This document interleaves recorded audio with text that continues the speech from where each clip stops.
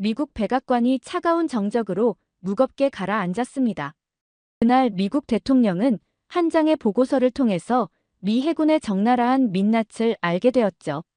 미국에서 구할 수 없는 단 하나의 부품 때문에 거대한 함정들이 고철로 변한다는 사실이었습니다. 미국의 생명을 쥐고 있는 건 바로 대한민국이었는데요. 미국을 쥐고 흔들 수 있는 힘을 가진 우리의 사연은 무엇일까요? 영상을 보기 전 구독과 좋아요 눌러주시면 영상을 제작하는 데 있어 큰 힘이 됩니다. 사라 첸입니다. 미국 해군에서 20년 동안 조선공학 분야에서 일해왔죠. 지금은 해군 조선연구소에서 선임연구원으로 근무하고 있습니다. 그날 새벽 4시였어요. 핸드폰이 울리는 소리에 잠에서 깼는데 발신자가 펜타곤이더라고요. 이런 시간에 전화가 온다는 건 보통 일이 아니라는 뜻입니다. 전화를 받자마자 들린 목소리는 태평양 함대 작전 참모였어요. 함대 가동률이 23%라고 하더라고요. 처음에는 잘못 들었나 싶었습니다. 다시 물어봤더니 맞다고 해요. 항모 4척 중에 3척이 부품 부족으로 정비 대기 상태라는 거예요. 이지스함도 절반이 도크에서 썩고 있다고 하더군요. 급하게 옷을 입고 펜타곤으로 향했습니다. 차 안에서 계속 생각이 났어요. 세계 최강이라는 미국 해군이 이럴 리가 없는데 말이죠. 아버지가 한국 전쟁 참전 용사인데 항상 미국이 얼마나 대단한지 이야기해 주셨거든요. 그런 나라의 해군이 부품 때문에 못 움직인다고요.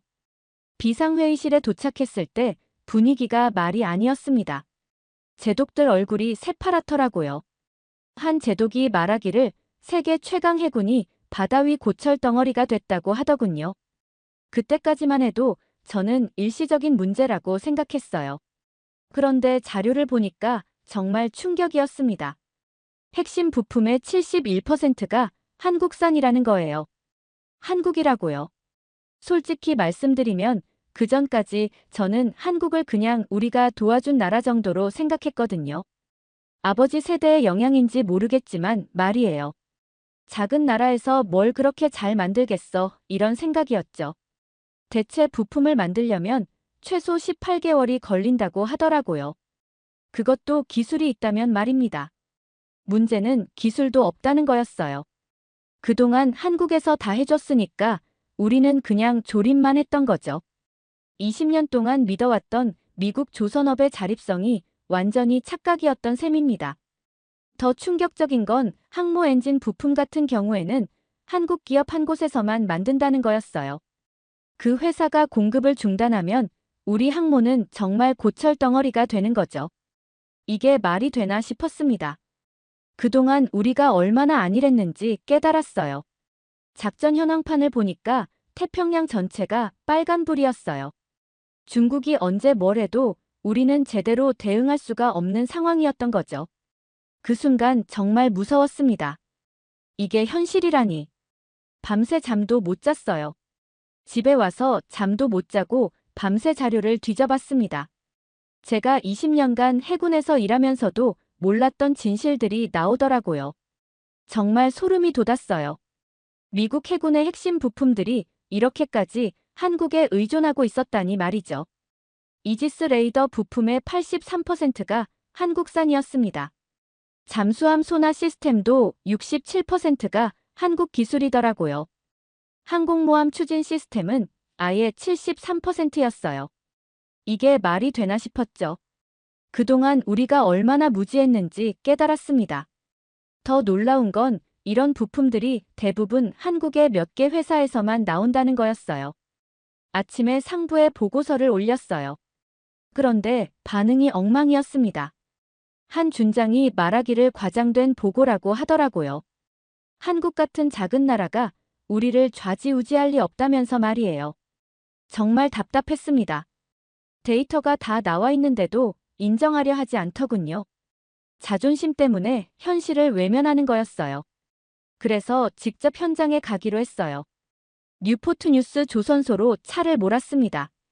거기서 20년 동안 일한 베테랑 기술자 존슨을 만났어요. 존슨한테 솔직하게 물어봤습니다. 한국 부품 없이 배를 만들 수 있냐고 말이죠. 존슨 표정이 어두워지더라고요. 그리고 조용히 말하더군요. 한국 부품 없으면 우리는 아무것도 못 만든다고 해요. 특히 정밀 부품들은 한국에서 다 가져온다는 거예요. 기술도 없고 장비도 없다고 하더라고요. 20년 베테랑이 이렇게 말하니까 정말 충격이었어요. 존슨이 말하길 최근에 한국 부품이 늦어져서 작업이 3개월이나 지연됐다는 거예요. 더 충격적인 건 따로 있었습니다. 존슨이 말하기를 요즘 젊은 기술자들은 한국 기술자들이 올 때마다 배우려고 난리라는 거예요. 용접 기술부터 시작해서 설계까지 모든 게 한국이 앞서 있다고 하더군요. 이게 현실이었어요. 우리가 선생님인 줄 알았는데 학생이었던 거죠. 아버지한테 전화를 했습니다. 한국 전쟁 때 이야기를 해달라고 했어요. 아버지는 그때 한국이 얼마나 가난했는지 말씀해 주시더라고요. 폐허가 된 나라를 미국이 도와서 일으켜 세웠다면서 말이에요. 그런데 지금은 그 나라가 우리를 도와주고 있는 거잖아요. 아버지도 믿기 힘들어 하시더라고요. 정말 아이러니했습니다. 도움을 받던 나라가 이제 우리를 돕고 있었던 거예요. 그것도 우리가 모르는 사이에 말이죠. 그날 밤 정말 복잡한 기분이었습니다. 한 달 후에 한국 출장 기회가 생겼습니다. 울산에 있는 현대중공업을 방문하게 됐어요. 솔직히 말하면 큰 기대는 안 했습니다. 아무리 그래도 우리가 더 앞서 있을 거라고 생각했거든요. 완전히 착각이었죠. 인천공항에서 울산까지 가는 길에 차창 밖 풍경을 봤어요. 정말 깜깜하더라고요. 고속도로도 잘 되어 있고 건물들도 현대적이었습니다. 이런 게 한국인가 싶었어요. 제 머릿속에 있던 한국과는 완전히 달랐거든요. 운전기사가 말하길 울산은 한국의 산업도시라고 하더라고요.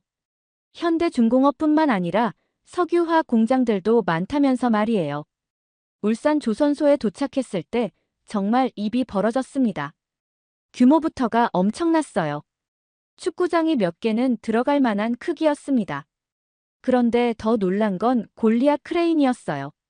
1600톤짜리 블록을 들어올리는 모습을 보니까 정말 압도됐습니다. 우리 조선소에는 이런 장비가 없거든요. 한국 엔지니어가 설명해 주더라고요. 이 크레인은 세계에서 가장 큰 거라면서 말이에요. 그리고 모든 작업이 컴퓨터로 제어된다는 거예요. 실시간으로 품질을 관리하고 문제가 생기면 바로 알람이 울린다고 하더군요. 우리 조선소와는 차원이 달랐어요. 정말 미래를 보는 것 같았습니다. 더 놀라운 건 용접 로봇이었습니다. 24시간 쉬지 않고 작업하는데 정확도가 사람보다 훨씬 높다는 거예요. 한국 기술자가 자랑스럽게 말하더라고요. 이 로봇들 덕분에 작업 시간을 절반으로 줄였다면서 말이에요. 우리는 아직도 사람 손으로 다 하고 있는데 말이죠. 그것도 야근하면서 겨우겨우 만들고 있다고요. 건조 기간도 충격이었습니다. 같은 크기 배를 미국에서는 3년 걸려서 만드는데 한국은 14개월이면 끝난다는 거예요. 거의 2배 이상 빠른 거죠. 어떻게 이런 게 가능하냐고 물어봤더니 모든 공정이 시스템화돼 있다고 하더군요. 블록 단위로 미리 만들어서 조립하는 방식이라는 거예요. 마치 레고 블록 조립하는 것처럼 말이에요. 한국 직원들 모습도 인상적이었어요. 모두 열심히 일하고 있었습니다. 그런데 단순히 열심히만 하는 게 아니라 굉장히 체계적으로 일하더라고요. 각자 맡은 부분을 정확히 알고 있고 문제가 생기면 바로 해결책을 찾아내더군요. 정말 프로다운 모습이었습니다. 점심 먹으면서 한국 엔지니어와 이야기했어요. 미국은 배를 만들고 한국은 시스템을 만든다는 말이 떠올랐습니다. 정말 그런 것 같았어요. 우리는 아직도 20년 전 방식으로 배를 만들고 있었던 거죠. 그날 정말 많은 걸 배웠습니다. 한국에 대한 생각도 완전히 바뀌었고요. 한국에서 돌아온 지 2달 후에 또 다른 충격적인 소식을 들었습니다. 한화오션이 필라델피아 조선소를 인수했다는 거예요. 처음에는 믿기지 않았어요. 우리 조선소를 한국 회사가 사간다고요? 정말 세상이 바뀌고 있구나 싶었습니다.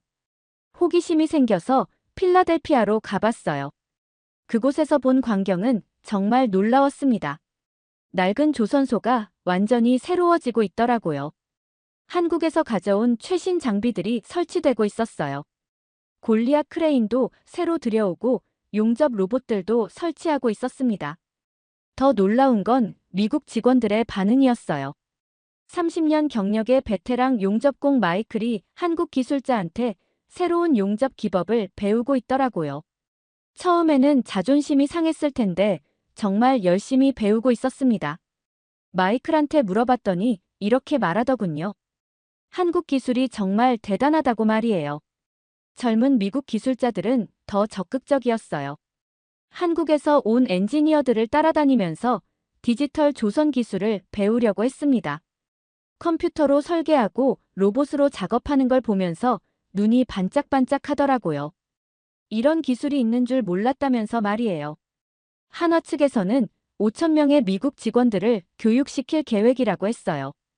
한국식 공정을 모두 가르쳐준다는 거였죠. 처음에는 이게 침입인가 싶었는데 생각해보니 협력이었어요. 우리 일자리도 살리고 기술도 배울 수 있으니까 말이죠. 퇴직을 앞둔 최고 기술자 톰슨을 만났습니다.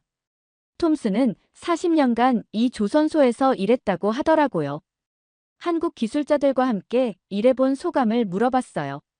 그랬더니 눈물을 글썽이면서 말하더군요. 40년 동안 배운 것보다 한국에서 온 기술자들한테 배운 게 더 많다고 해요. 정말 감동적이었습니다. 나이든 미국 기술자가 한국 젊은 엔지니어한테 고개를 숙이고 배우는 모습 말이에요. 자존심 버리고 새로운 걸 받아들이는 모습이 정말 대단해 보였어요. 이게 진짜 프로 정신이구나 싶었습니다. 한국 기술자들도 열심히 가르쳐 주더라고요. 언어는 조금 서툴렀지만 성심성의껏 설명해줬어요. 미국 직원들이 이해할 때까지 몇 번이고 반복해서 알려주는 모습이 인상적이었습니다. 정말 선생님 같더라고요. 그날 집에 가는 길에 아버지한테 전화를 했어요. 한국 회사가 우리 조선소를 살렸다고 말씀드렸습니다. 아버지는 한참 말이 없으시더니 이렇게 말씀하시더라고요. 한국이 정말 대단한 나라가 됐구나 하시면서 말이에요. 그런데 며칠 후에 정말 예상하지 못한 일들이 연달아 터졌습니다. 먼저 삼성이 조지아 반도체 공장 투자를 전면 재검토한다고 발표했어요. 800억 달러 규모의 거대한 프로젝트였는데 말이죠. 뉴스를 보는 순간 정말 충격이었습니다. 이게 무슨 일인가 싶었어요. 그 다음 날에는 현대자동차가 유럽 연구개발센터에 대규모 투자를 한다고 발표했습니다. 독일과 체코에 새로운 기술센터를 짓는다는 거였어요. 미국에 있던 연구 인력 중 상당 부분을 유럽으로 옮긴다는 소식도 함께 나왔죠. 이것도 수백억 달러 규모였습니다. 설상가상으로 한화오션이 미 해군과 대형 정비 계약을 수주했다는 소식까지 터졌어요. 우리 해군 함정들을 한국 기술로 정비한다는 거였죠. 정말 아이러니했습니다. 한국 기업들이 미국에서 철수하는 것 같으면서도 동시에 더 중요한 부분에 깊숙이 들어오고 있었거든요. 백악관과 의회가 완전히 발칵 뒤집어졌어요. 조지아 주지사는 8만 개 일자리가 날아간다며 난리였습니다. 의원들은 한국이 우리를 압박한다고 성명을 내더라고요. 정말 정치인들다운 반응이었어요. 상황을 제대로 파악하지도 못하면서 말이죠. 저는 내부 보고서를 작성했습니다. 이건 압박이 아니라 전략적 재배치라고 썼어요. 한국 기업들이 더 효율적인 곳으로 투자를 옮기는 거라고 분석했죠. 우리가 한국을 제대로 대접하지 않으니까 다른 선택지를 찾는 거라고 말이에요. 그런데 상부 반응이 정말 가관이었습니다. 제가 한국 편을 든다고 하더라고요. 한 대령은 저를 회의실로 불러서 애국심이 없냐고 따지기까지 했어요. 정말 답답했습니다. 사실을 말하는데 왜 한국 편이라고 하는지 이해할 수 없었어요. 동료들도 저를 이상하게 보기 시작했습니다. 복도에서 만나면 인사도 대충 하고 지나가더라고요. 점심도 혼자 먹게 됐어요. 한국 다녀온 후로 완전히 달라졌다면서 수군거리는 소리도 들렸습니다. 정말 외로웠어요. 하지만 데이터는 거짓말하지 않았습니다. 한국 기업들이 철수하는 듯 보이지만 실제로는 더 전략적인 위치를 점유하고 있었어요. 해군 정비 계약은 그 증거였죠. 우리가 가장 중요하게 생각하는 안보 분야에서 한국의 역할이 더 커지고 있었습니다. 그날 밤 집에서 혼자 와인을 마시며 생각했어요. 왜 사람들은 현실을 받아들이기 어려워할까요? 한국이 우리보다 뛰어날 수도 있다는 사실을 왜 인정하지 못할까요? 정말 복잡한 심정이었습니다. 한 달이 지나자 정말 최악의 상황이 벌어졌습니다. 미 해군 태평양 함대 가동률이 15%까지 떨어졌다는 보고가 올라왔어요. 23%도 충격이었는데 15%라니요. 이건 정말 국가 안보에 심각한 위협이었습니다. 더 나쁜 소식도 있었어요. 중국 해군이 대만 해협에서 대규모 훈련을 시작했다는 정보였습니다. 우리가 제대로 대응할 수 없는 상황을 노린 것 같았어요. 정말 치밀하더라고요. 중국도 우리 사정을 다 알고 있었던 거죠. 타이밍이 너무 절묘했거든요. 작전 현황판을 보니까 정말 끔찍했습니다. 태평양 전체가 붉은색 경고등으로 가득했어요. 가동 가능한 함정이 거의 없었거든요. 항공모함 한 척만 겨우 작전 가능한 상태였고 나머지는 모두 정비 대기였습니다. 이지스함들도 절반 이상이 도크에서 썩고 있었어요. 국방장관이 긴급 회의를 소집했어요. 회의실 분위기가 정말 살벌했습니다. 장관이 말하기를 중국은 기다려주지 않는다고 하더라고요. 우리가 이런 상태로 있으면 언제든지 기습을 당할 수 있다면서 말이에요. 정말 무서운 현실이었습니다. 제독들 얼굴이 새파래져 있더라고요. 그때 저한테 특별 임무가 주어졌어요. 미국 독자 조선업 부활 프로젝트 보고서를 작성하라는 거였습니다. 이름도 거창하게 미국 조선업 재건 프로젝트라고 했어요. 하지만 조사해보니까 현실은 참담했습니다. 정말 암담하더라고요. 미국이 독자적으로 조선업을 부활시키려면 최소 20년이 걸린다는 결론이 나왔어요. 투자 규모도 5천억 달러는 필요했습니다. 그것도 성공 확률이 25% 미만이었어요. 기술자도 부족하고 인프라도 없었거든요. 제대로 된 조선소 자체가 몇 개 안 됐으니까요. 더 큰 문제는 시간이었습니다. 20년이라는 시간 동안 중국이 가만히 있을 리 없잖아요. 그 사이에 동아시아 전체가 중국 영향권에 들어갈 수도 있었습니다. 정말 답이 없는 상황이었어요. 우리가 너무 안일했던 거죠. 보고서를 쓰면서 정말 절망스러웠습니다. 감정이 아니라 숫자가 말하는 진실이었거든요. 우리는 이미 한국 없이는 아무것도 할 수 없는 상황에 와 있었어요. 자존심을 부릴 때가 아니었습니다. 현실을 직시해야 할 때였어요. 그날 밤 펜타곤에서 야근을 하면서 창 밖을 봤어요. 워싱턴의 불빛이 반짝이고 있었지만 마음은 어두웠습니다. 세계 최강국이라고 자부했던 미국이 이런 상황에 처할 줄 누가 알았겠어요. 정말 허탈했습니다. 동료 한 명이 커피를 가져다 주면서 말하더라고요. 정말 한국이 이렇게 중요한 나라였냐면서 말이에요. 저도 모르겠다고 답했습니다. 하지만 이제는 인정해야 할 때라고 생각했어요. 현실을 받아들이지 않으면 더 큰 재앙이 올 수도 있었거든요. 제가 작성한 보고서가 백악관에 올라간 후 분위기가 완전히 바뀌었습니다. 처음에는 제 보고서를 믿으려 하지 않더니 현실이 더 심각해지자 어쩔 수 없이 받아들이기 시작했어요. 대통령까지 직접 나서서 한국의 특사단을 파견하기로 결정했습니다. 정말 아이러니했어요. 그동안 한국을 작은 나라 취급하던 우리가 이제는 도움을 요청해야 하는 상황이 된 거죠. 자존심이 상했지만 어쩔 수 없었습니다. 국가 안보가 걸린 문제였거든요. 더 이상 자존심 부릴 때가 아니었어요. 저도 기술 고문으로 협상단에 참여하게 됐습니다. 한국 측에서 제시한 조건들을 보니까 정말 치밀했어요. 기술 독립성 보장이 첫 번째였고 대등한 파트너십 인정이 두 번째였습니다. 그리고 한국을 더 이상 하청업체 취급하지 말라는 조건까지 있었어요. 처음에는 이런 조건들이 과하다고 생각했습니다. 우리가 세계 최강국인데 한국한테 이런 대접을 받아야 하나 싶었거든요. 하지만 현실을 보니까 할 말이 없었어요. 실제로 우리가 한국에 의존하고 있는 게 사실이었으니까요. 한국 측 대표들과 첫 회의를 가졌을 때 정말 놀랐습니다. 모두 영어를 유창하게 하더라고요. 그것도 기술적인 내용까지 완벽하게 설명하면서 말이에요. 우리보다 준비도 철저했고 데이터도 정확했습니다. 정말 프로페셔널하더라고요. 한국 측에서 강조한 건 상호 존중이었습니다. 한국은 미국의 조선업 경쟁자가 아니라 파트너라는 거였어요. 함께 중국에 맞서야 할 동맹국이라면서 말이죠.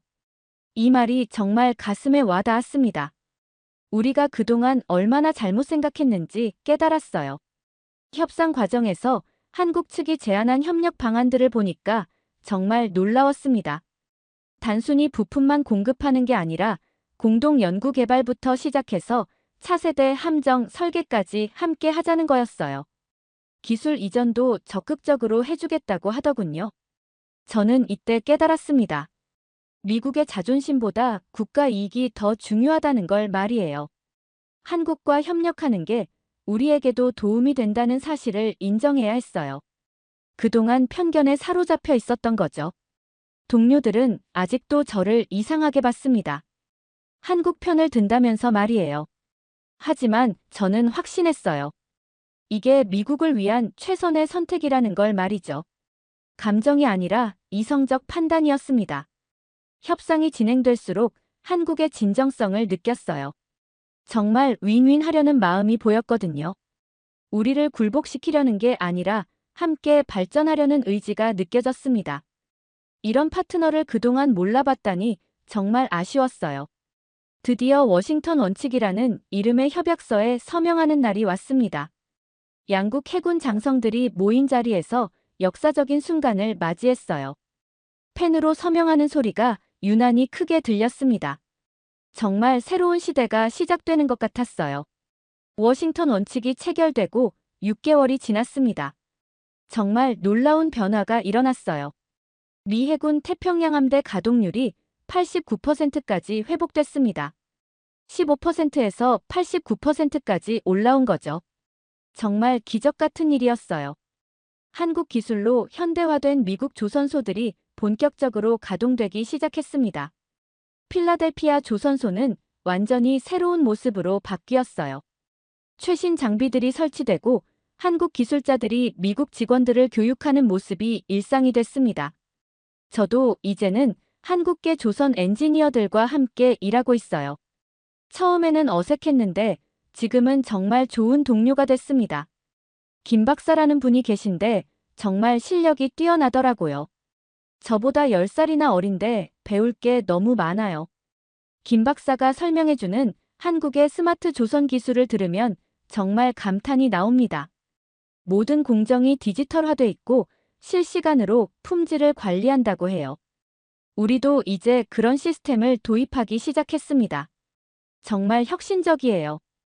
어느 날 아버지가 조선소에 구경 오신 적이 있어요. 한국 기술자들이 일하는 모습을 보시더니 정말 놀라시더라고요. 한국이 이렇게 발전했구나 하시면서 감탄하셨습니다. 그리고 자랑스럽다고 말씀하시더라고요. 아버지와 저녁을 먹으면서 이야기했어요. 한국 전쟁 때는 정말 가난한 나라였는데 이제는 우리를 도와주는 나라가 됐다면서 말이에요. 세상이 많이 바뀌었다고 하시더군요. 저도 그 말씀에 깊이 공감했습니다. 동료들도 이제는 저를 이상하게 보지 않아요. 오히려 한국과의 협력이 얼마나 중요한지 인정하기 시작했습니다. 현실을 직시하게 된 거죠. 자존심보다는 실리를 택한 겁니다. 정말 다행이에요. 한국 기업들의 미국 투자도 다시 늘어나기 시작했어요. 삼성도 조지아 프로젝트를 재검토하고 있다고 하더라고요. 상호 존중을 바탕으로 한 진정한 파트너십이 시작된 것 같아요. 정말 바람직한 변화입니다.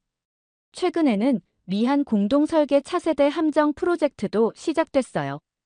양국의 기술을 결합해서 세계 최고 수준의 함정을 만든다는 계획입니다. 저도 이 프로젝트에 참여하게 됐어요. 정말 기대됩니다. 한국 기술자들과 함께 일하면서 느끼는 건 정말 열정적이라는 거예요.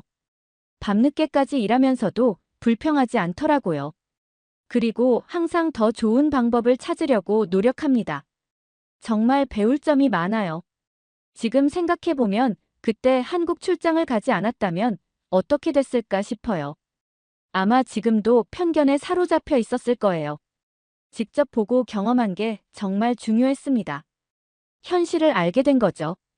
바다를 지키는 건 강철이 아니라 신뢰였고, 그 신뢰를 만드는 건 서로를 인정하는 용기였습니다. 한국과 미국이 진정한 동맹이 되려면 서로를 존중해야 한다는 걸 깨달았어요. 그게 제가 이 경험을 통해 배운 가장 소중한 교훈입니다. 이번 사연은 여기까지입니다. 오늘 사연은 어떠셨나요? 오늘의 사연이 마음에 드셨다면 좋아요 한번 부탁드립니다. 여러분의 좋아요와 구독은 영상을 만드는데 큰 힘이 됩니다. 긴 영상 시청해주셔서 감사합니다. 오늘도 행복이 넘치는 하루 되세요.